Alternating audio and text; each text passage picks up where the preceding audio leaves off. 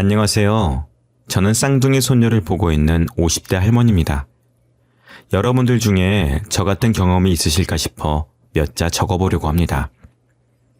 한 여자아이와 10년 전에 연락이 끊어지고 말았는데 저와 다시 만날 운명이었는지 가족으로서 인연을 맺게 되니 이런 게 운명인가 싶더라고요. 남을 돕다 보면 언젠가 복이 찾아온다는 말을 들어본 적이 있는데 동네방네 소문을 내고 싶지만 주변에 친구가 없어서 제 이야기를 여러분들이 들어주셨으면 좋겠습니다. 제게는 20대 후반을 바라보는 아들 하나가 있습니다. 귀하게 키운 외동아들이에요. 아들이 10살이 되던 해 남편을 심근경색으로 잃고 혼자서 아들을 키워왔습니다. 그때 생각하면 남편을 잃은 슬픔에 아직도 눈물이 나올 정도예요. 아들, 딸 여러 명 낳아서 행복하게 지내자던 남편이 뭐가 그리 급한지 혼자 세상을 떠났고 줄곧 혼자 아들을 키워왔습니다. 거친 세상을 아들 데리고 혼자 살려고 하니 너무 막막했습니다. 사춘기 시절 아들이 아주 잠깐 반항하긴 했지만 아비가 없어서인지 철이 빨리 들어서는 힘들어도 힘들다 말도 못하고 항상 제 생각을 먼저 해주더라고요. 그런 아들이 서울로 올라가 혼자 자취하며 대학교를 다니겠다고 하더라고요. 성적 맞춰서 들어간 대학교였는데 학점 따는 게 힘든지 군대를 빨리 지원해서 가버렸습니다. 그리고 제대하고 나서 공부에 손을 놔버리는 건 아닐까 걱정이 되기도 했는데 어째 자격증을 이것저것 따놓더니 졸업하고 공기업에 떡하니 붙더라고요. 이제 아들이 장가만 가면 더 이상 걱정은 없겠다 싶었습니다. 그런데 저한테 유일한 가족이 아들인지라 빨리 장가를 보내고 싶진 않았어요. 하지만 자식은 부모 팔자를 따라간다고 26살에 결혼을 하겠다며 여자를 집으로 데리고 오겠다고 통보하더라고요. 부모 마음 다 똑같겠지만 제 아들 심성이 여린 탓에 걱정을 많이 했습니다. 연애를 좀 더 해봐라. 배우자는 신중하게 골라야 된다며 며칠을 설득했죠. 사실 며느리를 잘못 들여서 패가 망신한 사연도 많이 듣다 보니 덜컥 겁이 났습니다. 아들은 확신에 차서는 꼭 이 여자 아니면 안 되겠다며 되려 저를 설득했죠. 결국 제가 어떤 여자인지 얼굴이나 보고 판단하기로 했습니다. 제가 피아노 학원을 운영하고 있었는데 학원은 주말에도 하기 때문에 시간을 맞추기가 어려웠어요. 그래도 서울에서 부산까지 내려온다는데 멀리서 오는 손님을 기다리게 할 수가 없어서 학원 문을 하루만 닫고 며느리 될 사람을 만나게 되었습니다. 아들이 도착했다고 하길래 주차장까지 내려가서 마중 나갔는데 아들 옆에 서 있던 여자가 눈이 휘둥그레져서는 제 얼굴을 뚫어져라 보더라고요. 그리곤 어찌나 부침성이 좋던지 저를 보자마자 달려와서 제게 안기더라고요. 뭐 이런 당돌한 아가씨가 다 있나 싶어서 살짝 떼어내고 인사를 했습니다. 그런데 저를 꼭 붙잡고 훌쩍거리는 게 우는 것 같았어요. 갑작스러운 행동에 저와 아들은 당황해서 어쩔 줄 몰라 하고 있었습니다. 자리에서 10분을 울던 아가씨는 그제서야 진정이 되었는지 저에게 웃으며 말을 걸었어요. 선생님, 저 정말 모르시겠어요? 저 어디서 본 적 없어요?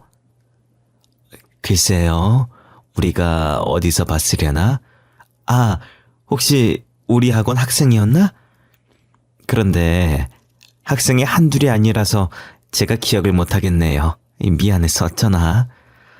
선생님, 제 얼굴 한번 자세히 봐보세요.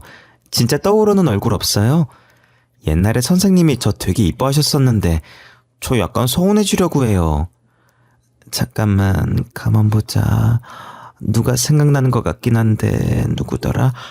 어머, 혹시 너 지영이 아니니? 지영이 맞아? 10살 때 우리 학원 다니던 지영이니? 네, 맞아요. 저 그때 지영이에요. 선생님이 저 공짜로 피아노 가르쳐 주시고 그러셨잖아요. 이게 얼마만이에요. 이렇게 만날 줄은 몰랐는데 너무 신기해요. 여자의 얼굴을 살펴보니 옛날에 알던 얼굴이 살짝 남아있더라고요. 그리고 그 아이는 제가 늘 가슴 한켠에 품고 그리워하던 아이였습니다. 당시 저는 남편과 함께 서울에서 피아노 학원을 운영했었어요.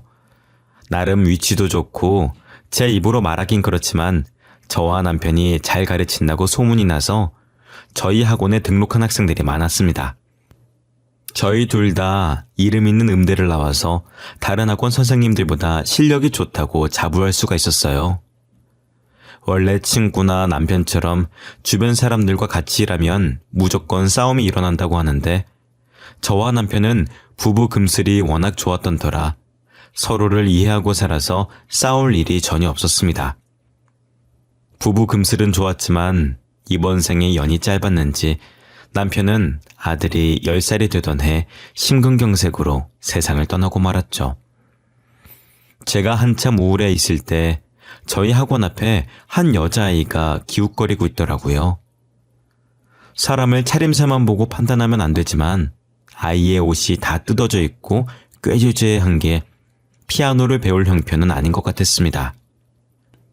아이가 계속 피아노 치고 있는 친구들을 보며 부러워하길래 배우고 싶어 하는 것 같아서 아이한테 안으로 들어오라고 손짓을 했습니다. 제가 갑자기 부르자 지레 겁을 먹은 것인지 아기 고양이처럼 도망을 가더라고요. 괜히 나섰다가 아이에게 겁만 준 것 같아서 너무 미안했어요. 이틀 뒤 아이는 다시 저희 학원에 나타났고 그때처럼 앞에서 기웃기웃거리고 있는 거예요. 저는 다시 한번 용기를 내서 피아노를 가르쳐 주겠다고 말했죠. 그랬더니 입구에서 망설이다가 이내 우물쭈물거리면서 들어오더라고요. 피아노 배우고 싶어서 그러고 있었냐고 하니까 고개를 끄덕거리더라고요. 저희 아들과 나이가 비슷해 보이길래 몇 살이냐고 물었는데 아들이랑 동갑인 거였습니다. 아들이랑 동갑이라고 그러니 괜시리 더 마음이 갔던 것 같아요. 부끄러워하는 아이한테 과자도 쥐어주고 피아노도 구경시켜주면서 친해진 다음에 피아노 의자에 앉혀서 하나 둘 가르치기 시작했습니다. 어떤 날은 아이가 제 얼굴, 정확히는 제 눈을 빤히 쳐다보는 거예요. 계속 쳐다보길래 얼굴에 뭐 묻었냐고 하니 고개를 좌우로 흔들더라고요. 아니요, 안 묻었어요. 그런데 선생님은 왜 입은 웃고 있는데 눈은 울고 있어요? 눈이 엄청 슬퍼 보여요. 금방이라도 눈물이 떨어질 것 같아요. 선생님은 선생님한테 아주 슬픈 일이 있어서 그래요. 선생님 신랑이 얼마 전에 하늘나라를 갔거든요. 그래서 지금 선생님 마음이 너무 아파요. 그래도 우리 지영이 걱정하지 말라고 선생님이 웃는 거예요. 선생님, 슬플 땐 울어도 된대요. 저희 엄마가 그러는데 슬플 때 안 울면 나중에 속에서 곱는데요. 굶으면 나중에 흉터가 생겨서 다 나아도 상처가 영원히 안 지워진대요. 그래서 그냥 시원하게 울래요. 저는 눈이 슬퍼 보인다는 아이의 말이 무슨 일 있냐는 말로 들렸습니다. 그래서 남편이 세상을 떠났다고 말을 했고 아이는 슬플 때 참지 말고 울라면서 제 등을 토닥거리더라고요. 아저씨는 하늘이 좋아서 혼자 비행기 타러 간 것 같다고 선생님 태워주려고 미리 가서 연습하고 있는 거라고.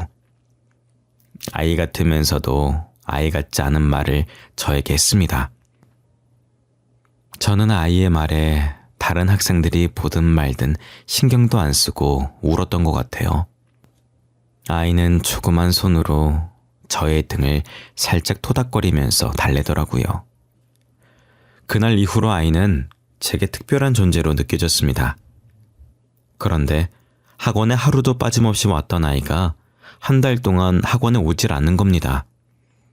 혹시 아파서 안 온 건 아닐까 걱정하고 있을 때쯤 다른 학부모들의 대화를 듣고 그 아이의 행방을 알 수가 있었어요.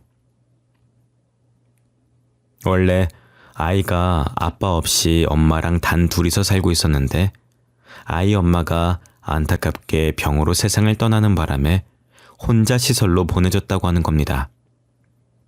그 말을 듣고 그날 저녁 동네 아동센터에 찾아가서 물어봤지만 그 아이는 없었어요. 원장님 말로는 시설도 자리가 있어야 들어갈 수가 있는 건데 여기엔 들어올 자리가 없다고 아마 다른 지역으로 보내졌을 거라고 하더라고요. 연락처도 모르고 이렇게 한순간에 아이를 못 보게 되니 저도 모르게 슬퍼졌습니다. 저는 남편도 잃고 아이도 떠나버려서 이 동네가 저와는 맞지 않는다는 생각을 했어요. 서울 곳곳엔 남편과의 추억들이 많았고 이참에 서울 말고 아들과 함께 바다가 있는 부산으로 가야겠다고 생각했습니다. 그렇게 초등학교 근처에 새롭게 피아노 학원을 운영하면서 쭉 살아왔었죠. 먹고 살기 바쁜 와중에도 가끔 그 아이를 떠올리곤 했었는데 이렇게 다시 만나게 될 줄은 몰랐어요. 그것도 아들과 결혼할 사이로 말입니다. 어떻게 컸을까 상상도 많이 해봤었는데 제가 상상했던 것보다 훨씬 더 잘 자라줬더라고요. 예전에 꾀죄죄했던 모습은 온데간데 없고 키도 훤칠하고 이쁜 게 서울 아가씨가 다 됐습니다. 집으로 데려와서 앉힌 다음에 그 아이에게 어떻게 나를 한 번 알아봤냐고 물어보니 한순간도 저를 잊어본 적이 없다면서 얼굴을 보자마자 그때 그 선생님이라는 걸 확신했다고 하더라고요.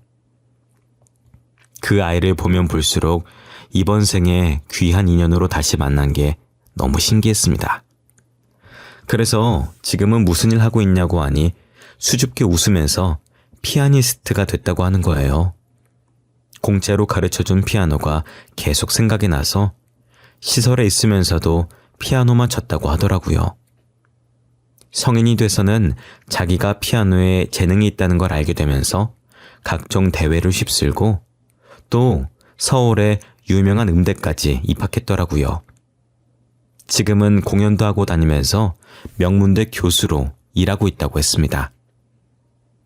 저는 그 아이가 성공해서 나타나니까 제 자식이 잘 된 것처럼 기뻤어요. 제가 아이의 손을 놓지 못하고 계속 얼굴을 어루만지며 애틋하게 바라보니 중간에 낀 아들은 입을 삐쭉 내밀고 귀여운 질투를 하는 겁니다. 다른 엄마들은 아들을 이뻐라 한다는데 어째 된 게 저는 며느리 될 사람을 더 이뻐하냐면서 누가 아들이고 누가 며느리인지 모르겠다고 하더라고요. 제가 그런 아들 보고 며느리한테 잘하라고 며느리 눈에 눈물 나면 어떻게 되는지 아냐고 말하며 장난스럽게 주먹을 들어 올렸습니다. 아들이 이상한 여자와 결혼할까봐 걱정했었는데 너무 이쁘고 착한 며느리를 데리고 와서 얼마나 다행이었는지 모릅니다. 며느리는 친부모가 없어서 곧바로 예식장을 예약하고 2달 만에 결혼시켰죠. 며느리는 결혼하고 나서도 한 달에 2-3번씩 부산에 내려와 저를 찾아왔습니다. 처음엔 얼굴 보러 왔다고 말하더니 점점 저를 서울로 데리고 가려고 설득을 하더라고요. 어머니, 저희랑 같이 서울에서 살아요. 네? 어머님 친구분들도 다 서울에 계시잖아요. 이제 친구분들이랑 놀러도 다니고 하셔야죠. 언제까지 여기서 혼자 사실 거예요? 아가, 나는 부산이 좋아. 잡생각 날 때마다 해운대 가서 넓은 바다 보면 그게 얼마나 좋은데.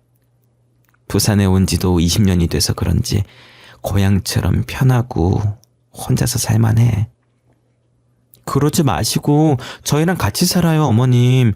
어머님 실력이면 서울에서도 알아줄 텐데 왜 계속 여기에 계시려는 거예요? 이제 부산엔 학생도 몇 없어요, 어머니. 아이, 참 괜찮다도 그러네. 나는 부산이 정말 좋아. 내가 좋아서 여기 있는 거야. 그리고 너희가 나 데리고 살면 불편하기만 할 텐데 뭐가 좋다고 계속 같이 살지. 어머님 성격에 저한테 시집살이를 시키겠어요? 저는 하나도 안 불편해요, 어머니. 오히려 어머님께서 이렇게 혼자 계시는 게 더 불편해요. 저는 계속 안 가겠다고 버텼는데 며느리가 2달 동안 끈질기게 설득하는 바람에 어쩔 수 없이 아들과 며느리 손에 이끌려 서울로 다시 가게 되었습니다. 며느리가 피아니스트 활동을 하면서 돈을 얼마나 버는 건지 아들 부부 신혼집에 가보니 서울에서 비싸다고 소문난 아파트에 살고 있더라고요. 한강이 훤히 보이는 넓은 아파트에 입을 못 다물었죠.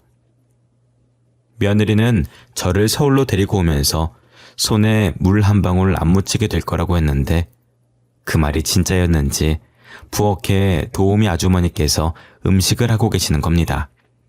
제가 굳이 아주머니는 왜 고용했냐고 물어보니 혼자서 아들 키우시느라 고생했으니 이제 편하게 살라고 그랬다 그러더라고요. 며느리는 같이 살면서 저를 자신의 친어머니라고 생각하고 너무나도 잘해줬습니다. 그런데 한동안 며느리가 바쁜지 이리저리 돌아다니느라 집에 늦게 들어오더라고요. 아무래도 유명한 피아니스트다 보니 공연에 강의에 스케줄이 많겠다 싶었어요. 며느리 몸보신이라도 시켜줘야 하나 고민하고 있을 때 며느리가 저를 앉혀두고 제 앞에 등기부 등본 하나를 내밀더라고요. 그걸 왜 나한테 주냐고 물으니 며느리는 웃으면서 그 건물 이제 저한테 넘길 거라고 하더라고요. 깜짝 놀라서 물었습니다. 아니 아가, 이걸 왜 나한테 주는 거야? 내가 무슨 자격이 있다고.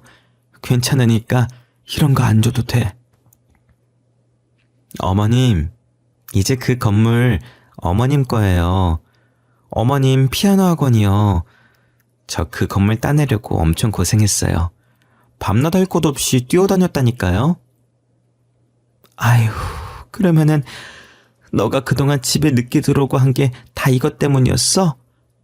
가뜩이다 너 공연이다 강의다 바쁠 텐데 뭐하러 없는 시간 쪼개서 이런 걸. 저 없는 시간 쪼갠 거 아니에요. 남은 시간을 유용하게 잘 활용한 거죠. 여기 위치 진짜 좋아요. 저희 집에서 5분 거리인데다 근처에 중학교, 고등학교 다 있더라니까요.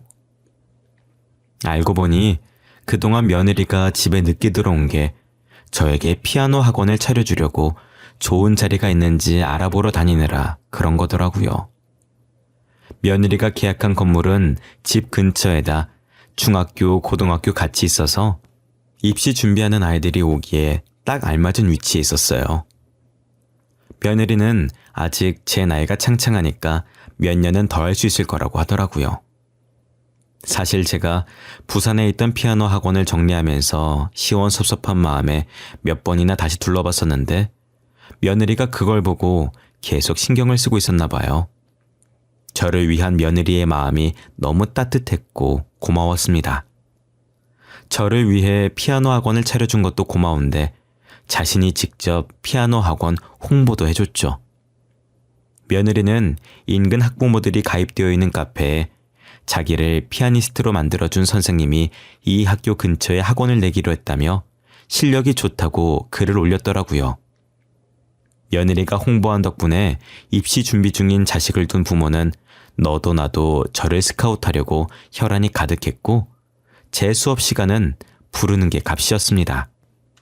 게다가 가끔 며느리가 직접 저희 학원을 방문해서는 실력 있는 아이들을 봐주기도 했어요.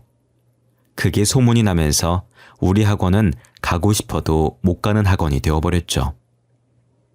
며느리 덕에 저희 학원이 승승장구하면서 이젠 행복한 일만 남았다고 생각했었는데 반년도 되지 않아서 제게 큰 위기가 찾아왔습니다.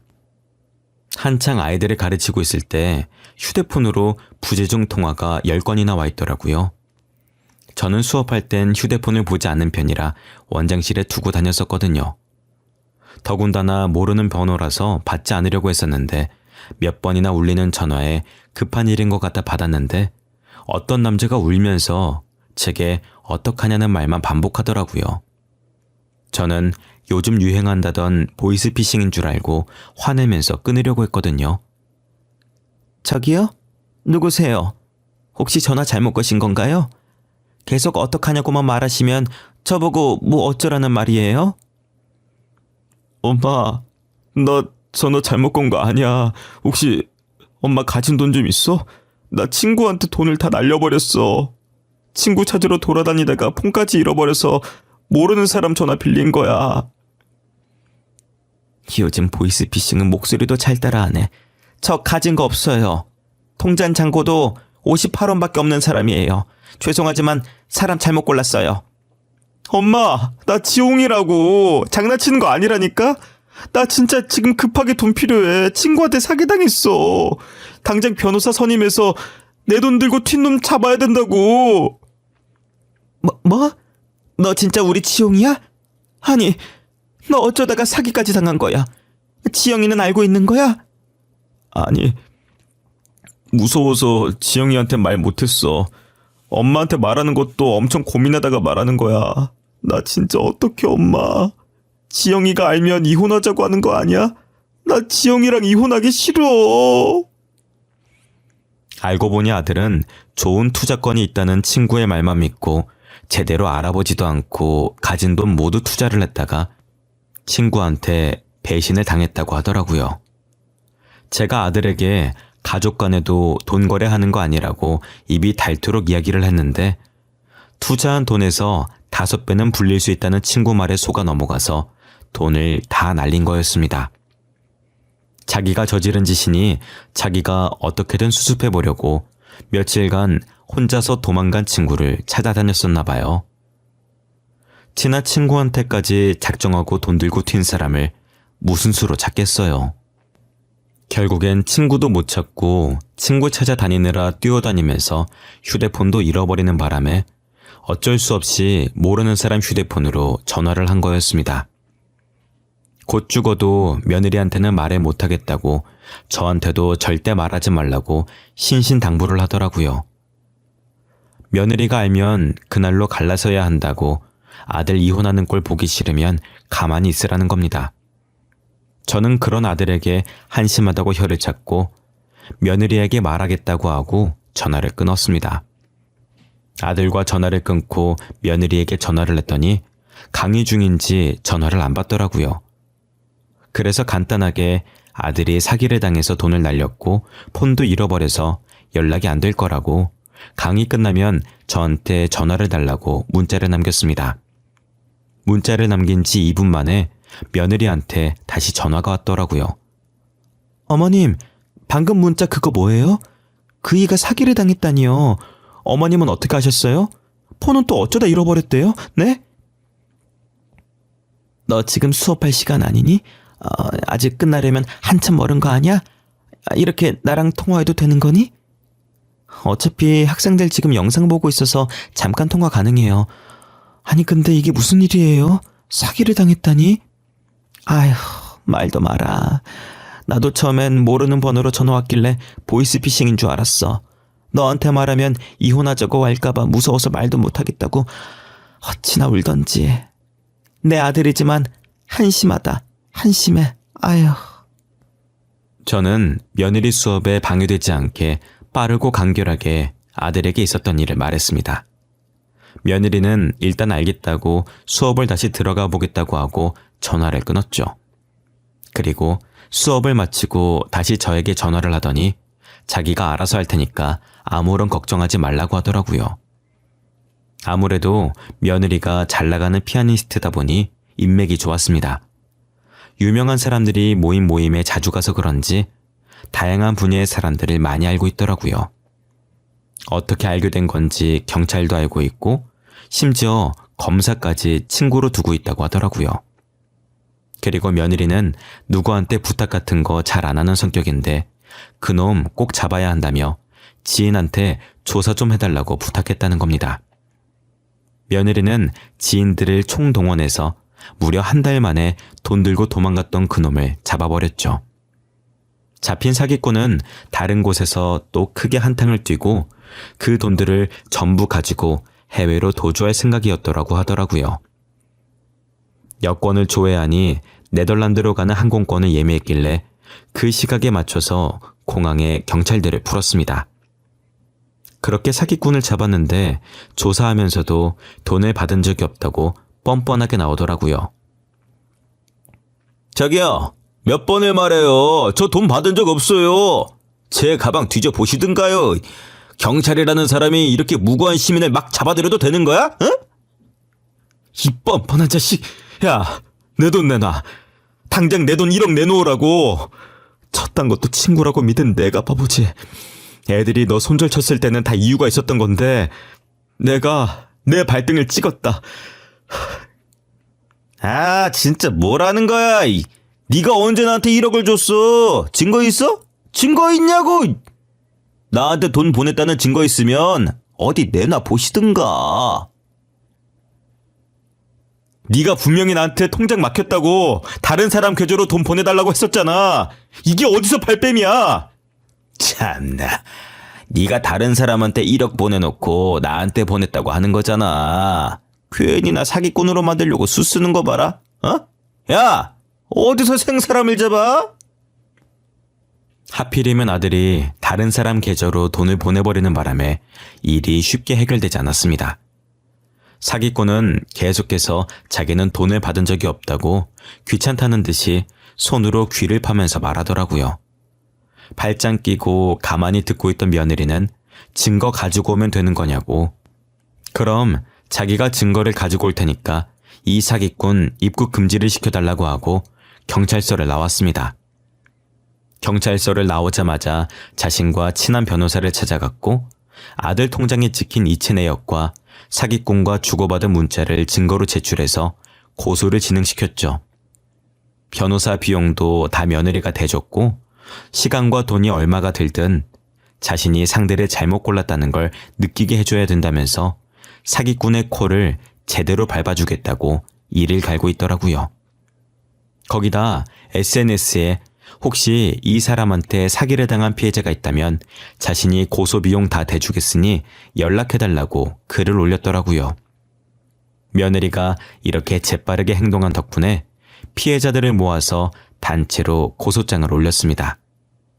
다행히 남편의 문자 속에 사기꾼이 자신의 통장이 막혀서 다른 계좌로 넣어달라는 내용이 있었고 그게 증거로 정상 참작되어 사기꾼은 유죄를 선고받았습니다. 그 사기꾼은 이전에도 사기친 전과가 많아서 교도소에 한번 간 적이 있다고 하더라고요. 그런데 아직도 정신을 못 차리고 이번에도 사기를 많이 치고 다녀서 다시 교도소에 들어가게 되었습니다. 아들은 재판이 끝난 뒤 재판장을 나오면서 며느리의 눈치를 받고 저도 모자란 아들내미 때문에 눈치가 보여서 며느리 눈치 보며 아들에게 한 소리를 했죠. 너 마누라 잘 둔 줄 알아. 지영이 아니었으면 어쩔 뻔했어. 눈앞에서 사기꾼 풀어줄 뻔했잖아. 너 이제 곧 30이야. 제발 철 좀 들어. 어? 앞으로 또 사고 치지 말고. 알겠어? 나는 뭐 알면서 걔한테 돈 가져다 바친 줄 알아. 나도 걔가 사기치고 다닌 줄 몰랐어. 2년간 연락이 안 될 때도 유학 갔었다고 해서 진짜 유학 간 줄 알았지. 교도소에 있었을 줄 누가 알았겠어. 아이고 입만 살아가지고 네가 지금 뭘 잘한 게 있다고 큰 소리야? 어? 너는 지영이한테 평생 고마우면서 살아. 내가 네 마누라였으면 뒤지게 때렸어. 어머님 그만하세요. 살면서 이런 일도 겪어보고 해야 인생이 재밌는 거 아니겠어요? 이렇게 한번 호되게 당해봤으니까 다시는 같은 실수 안 하겠죠. 안 그래 여보? 며느리는 화낼 법도 한데 화내긴커녕 오히려 이렇게 살아야 인생이 안주로한 법이라고 대신 같은 실수만 반복하지 말라면서 웃더라고요. 그런 며느리를 보면서 제 인생에 이런 귀인은 다시 없을 것 같다는 생각이 들었습니다. 당시엔 정말 며느리가 저와 아들을 지켜주려고 신이 보낸 것 같더라고요. 그렇게 저희 집에 한바탕 큰일이 지나가고 나니 더 큰일이 저희를 기다리고 있었습니다. 며느리가 못난 아들 때문에 재판을 준비하면서부터 밥을 제대로 먹질 못했어요. 처음엔 본인도 모르게 긴장을 많이 해서 그런가 보다 하더라고요. 그런데 재판이 끝나고도 제대로 먹질 못했고 조금만 먹어도 바로 토를 하더라고요. 제 자식 같은 며느리가 아프니 저도 걱정이 이만저만이 아니었습니다. 병원 좀 가라고 했는데도 며느리는 괜찮다면서 병원도 안 가고 수업을 하더라고요. 그래서 약이라도 지어 먹어보려고 유명한 한의원에 며느리를 데려갔습니다. 한의사는 며느리의 진맥을 짚어보다가 갑자기 쓰고 있던 안경을 벗더라고요. 그러다 고개를 갸웃거리면서 다시 진맥을 짚더니 저희를 보고 살짝 웃는 거였습니다. 며느리와 저는 그런 한의사의 반응에 당황해하면서 눈치만 보고 있었는데 며느리 보고 임신 축하한다고 말하더라고요. 저희 둘 다 뜻밖의 소식에 순간적으로 너무 놀라서 소리를 질렀다가 입을 막아버렸네요. 한의원에서 나와서 근처 산부인과를 갔더니 임신 6주차에 무려 쌍둥이라고 하더라고요.